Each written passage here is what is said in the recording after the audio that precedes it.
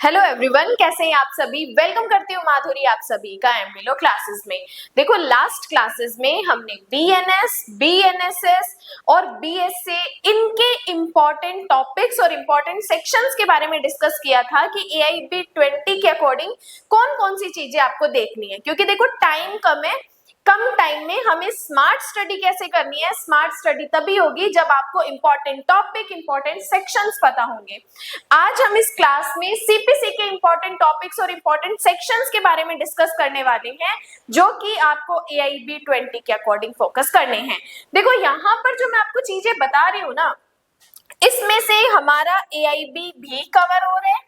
अगर कोई स्टूडेंट जिसने पहले के competition exam APO, ADPO, judiciary देखी है, तो यही सारे टॉपिक्स जो मैं यहाँ बता रही हूँ वही तो इन सब में भी काम आते हैं।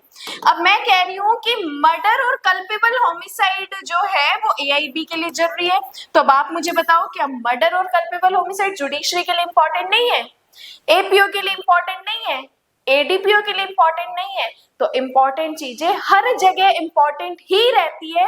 बस डिफरेंस इतना क्रिएट होता है कि कुछ एग्जाम में जैसे अंदर की चीजें भी पूछ ली जाती है, एक्सप्लेनेशन से क्वेश्चन आ जाते हैं, इलस्ट्रेशन से क्वेश्चन आ जाते हैं, अपवादों से क्वेश्चन आ जाते हैं, लेकिन एआईबी में ऊपर ऊपर बेसिक जो चीजें होती है वही हमसे पूछी जाती है।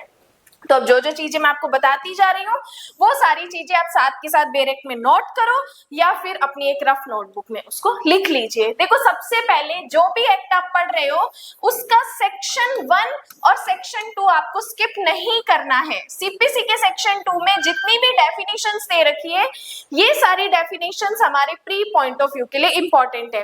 अब देखो कुछ स्टूडेंट बोलते हैं कि मैडम सीपीसी बहुत हार्ड है, सीपीसी याद ही नहीं होती, सीपीसी समझ ही नहीं आती।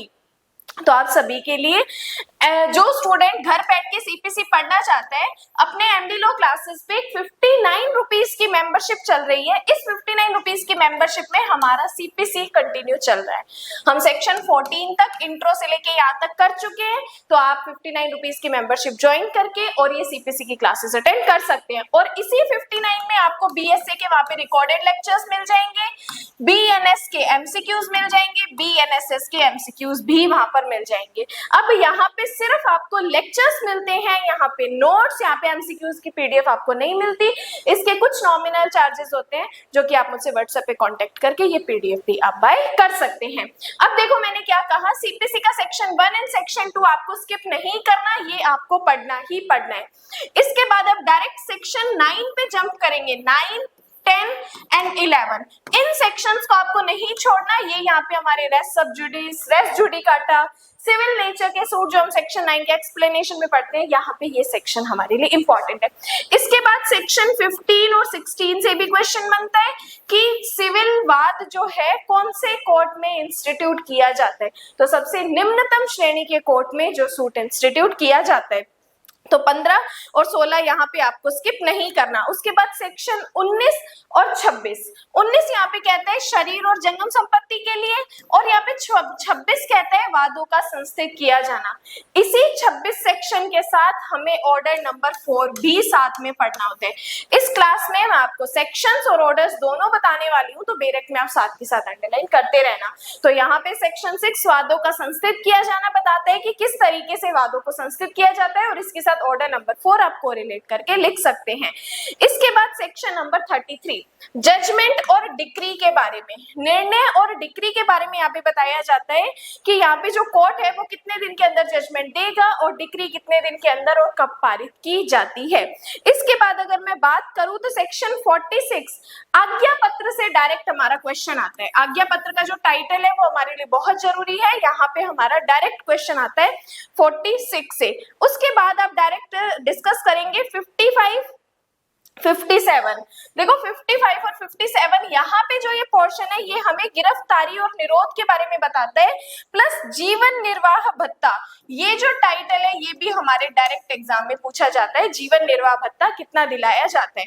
इसके बाद आप आएंगे सेक्शन नंबर 74 पे, निष्पादन का प्रतिरोध करना, और बाद में आप 75, 76, 77 एंड 78 जो कि कमीशन के बारे में बताता है, इन सेक्शंस को आपको स्किप नहीं करना, ये सेक्शन आपको देखने हैं।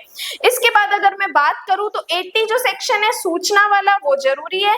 उसके बाद 89 और 90 ये बात करता है अल्टरनेटिव जो कोर्ट्स होते हैं, अल्टरनेटिव डिस्प्यूट जो रेजुलेशन होते हैं, वैकल्पिक विवाद समाधान जिसे हम बोलते हैं, वो वाले सेक्शन से यहाँ पे हमें बताया गया कौन कौन एडीआर में शामिल होता है, तो ये चीजें भी आपको देखनी है। इसके बाद 96, 97, 100, 104, 107 और 109 और इसके बाद 113, 114 एंड 115 ये वाले सेक्शंस तो आपको 110% देखने हैं, direct title point of view से भी आते हैं और इसके अंदर की चीजें भी हमसे पूछी जाती है। Reference, revision, reference, review and revision, RR, triple R जिसको अपने बोलते हैं। तो ये सेक्शंस अपील वाले 96, 100 और ये 113, 114, 115 आपको स्किप नहीं करना। इसके बाद आप बाकी सेक्शंस को स्किप करके आप डायरेक्ट आ जाएंगे ऑर्डर्स पे। देखो मैं यहाँ पे ऑर्डर के साथ आपको रूल्स नहीं, डायरेक्ट जो ऑर्डर आपको बता रही हूँ वो ऑर्डर आप एक एक बार देख लेना। इसी के अलावा ऑर्डर 1 से लेकर ऑर्डर 5 तक कंप्लीट रूल्स मैंने YouTube पे बता रखे हैं, आप एमडी लो क्लासेस पे डायरेक्ट लिखना ऑर्डर 1 बाय माधुरी मैम, आपको वो लेक्चर वहां पे मिल जाएंगे। ठीक है, तो ऑर्डर 1 हमारे लिए जरूरी है। ऑर्डर 1 का रूल 9, देखो ये कुसंयोजन और असंयोजन जरूर याद रखना, यहाँ से ऑर्डर 1 रूल 9 का जो क्वेश्चन है वो यहाँ पे आता है। उसके बाद ऑर्डर 2 आपको कंप्लीट देखना है और ऑर्डर 4 आपको कंप्लीट देखना है। ऑर्डर 2 और ऑर्डर 4, देखो 2 भी जरूरी है, वादों की विरचना। ऑर्डर 4 मैंने आपको कहा था सेक्शन 26 जो वादों का संस्थित करना पड़ते हैं उसके साथ आपको कोरिलेट करके यहाँ पर पढ़ना है। ऑर्डर 6 के बाद आप ऑर्डर 5 नहीं छोड़ सकते, ऑर्डर 5 आप जरूर पढ़िए, 6 आप जरूर पढ़िए, 7, 8 एंड 9 ये ऑर्डर से हमारे क्वेश्चंस आते ही आते हैं, सारे के सारे ऑर्डर यहाँ पे हमारे जरूरी है। ऑर्डर 5 सम्मन्स के बारे में बात करता है, फिर ऑर्डर 6, 7 प्लीडिंग, वाद पत्र और इनके बारे में बात करता है, लिखित कथन, और ये ऑर्डर्स आपको स्किप नहीं करने। मुजरा से हमारा क्वेश्चन आता है, लिखित कथन से हमारा क्वेश्चन आता है, वेरी इंपॉर्टेंट है, अभिवचन से हमारा क्वेश्चन आता है, वाद पत्र से भी हमारे क्वेश्चंस आते हैं, तो ये चीजें आपको स्किप नहीं करनी है। ठीक है, तो ऑर्डर 9 तक हमें चीजों को देखना है। इसके बाद मैं बात करूं ऑर्डर नंबर 12 की, एडमिशन के बारे में। देखो एडमिशन हम BSA भारतीय साक्ष्य अधिनियम में भी पढ़ते हैं, वहां पर भी हमारा इंपॉर्टेंट है, CPC में भी हम एडमिशन पढ़ते हैं, तो यहाँ पर भी जरूरी है। लेकिन क्रिमिनल में हम एडमिशन ना पढ़ के हम क्या पढ़ते हैं, कन्फेशन पढ़ते हैं। लेकिन वहां पर सिर्फ डिफरेंस इतना है कि कन्फेशन एक्यूज करता है, जबकि एडमिशन सिविल मैटर में एक्यूज भी कर सकता है, पार्टीज के पक्षकार, वाद के पक्षकार भी कर सकते हैं, एजेंट भी कर सकते है, और जो इंटरेस्टेड पर्सन है वो भी यहाँ पे एडमिशन कर सकता है। तो ऑर्डर नंबर 12 आपको स्किप नहीं करना। उसके बाद order 14 very very very important है। ऑर्डर 14 कहता है विवादकों की विरचना। अब देखो जो पार्टीज के बीच में जो कॉज ऑफ एक्शन है उनको स्थिर करना। एक्चुअल में उन दोनों के बीच जो विवाद है, दोनों पार्टीज अलग अलग बात कर रही है, लेकिन उन दोनों पार्टीज का मेन पॉइंट क्या है, विवाद का कारण क्या है, विवादकों के स्थिरीकरण की बात जो है वो हमारे ऑर्डर नंबर 14 में की गई है। इसके बाद अगर मैं बात करूं ऑर्डर 17 स्थगन से हमारा क्वेश्चन आता है, अर्जेंटमेंट, स्थगन। ऑर्डर नंबर 17 यहाँ से हमसे पूछे जाते हैं कि कितनी बार अर्जेंटमेंट हो सकता है, कितनी बार नहीं हो सकता, क्या टाइम पीरियड, या फिर कितनी बार का इसमें बेरेट में हमें बताया गया है। तो ऑर्डर 17 हमें स्किप नहीं करना। उसके बाद ऑर्डर 21 देखो बहुत बड़ा है, तो आप फिलहाल ऑर्डर 121 को स्किप कर देना, क्योंकि इसमें पूरे 106 रूल है। 106 रूल है। मान लो इसमें से अगर 2 क्वेश्चन भी आते हैं तो बाकी 2 क्वेश्चन के लिए हम बाकी के इजी वाले ऑर्डर पढ़ लेंगे, है ना, इजी वाले ऑर्डर पढ़ लेंगे। तो फिलहाल आप 21 को स्किप कर लेना, लेकिन जुडिशरी पॉइंट ऑफ व्यू से इसको स्किप मत करना, ठीक है, ऑर्डर 21 को। इसके बाद आप आ जाओ ऑर्डर नंबर 26 पे कमीशन आपको बताना है, कमीशन वाला ऑर्डर जरूरी है। इसके बाद आप आएंगे ऑर्डर नंबर 33, निर्धन व्यक्ति का। एक निर्धन व्यक्ति का आपको स्किप नहीं करना और एक इंटरप्लीडर सूट आपको स्किप नहीं करना। ऑर्डर 35 और इसका सेक्शन शायद मैं भूल गई हूँ बताना 88, ये वाली चीजें आपको स्किप नहीं करनी ऑर्डर नंबर 35 में।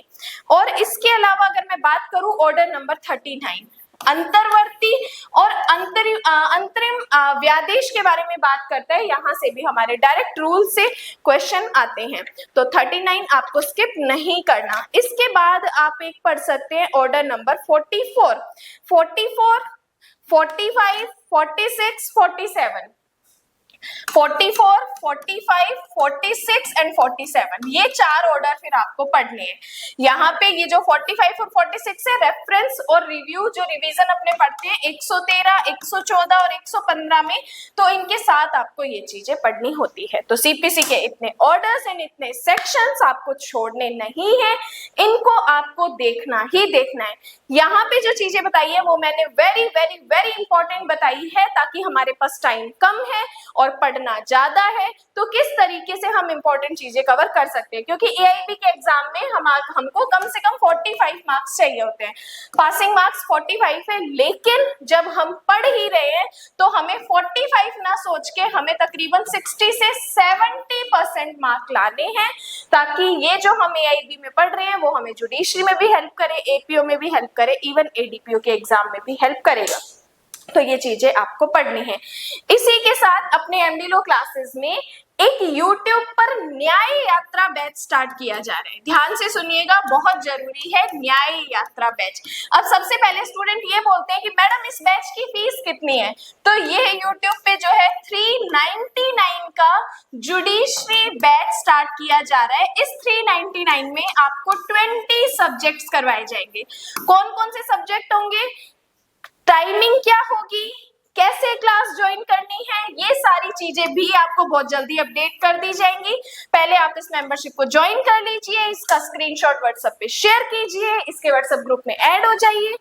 तो दिवाली के जस्ट बाद इसकी क्लासेस स्टार्ट हो जाएंगी, लेकिन उससे पहले आप इस बैच को ज्वाइन कर रहे हो तो जितने 20 सब्जेक्ट्स हम वहां पे करने वाले हैं उन सभी के इंट्रोडक्शंस के लेक्चर अभी स्टार्ट होने वाले हैं। तो फटाफट इस मेंबरशिप को ज्वाइन कीजिए, जितने भी डाउट्स हैं आपके वो सारे आप क्लियर कर सकते हैं। बाकी क्लास हेल्पफुल लगी है तो फटाफट लाइक कर दो, और आपके साथ जितने भी स्टूडेंट्स एआईबी 20 की प्रिपरेशन करें उसके साथ एमडी लॉ क्लासेस का चैनल शेयर कर सकते हैं। बाकी आज के लिए धन्यवाद।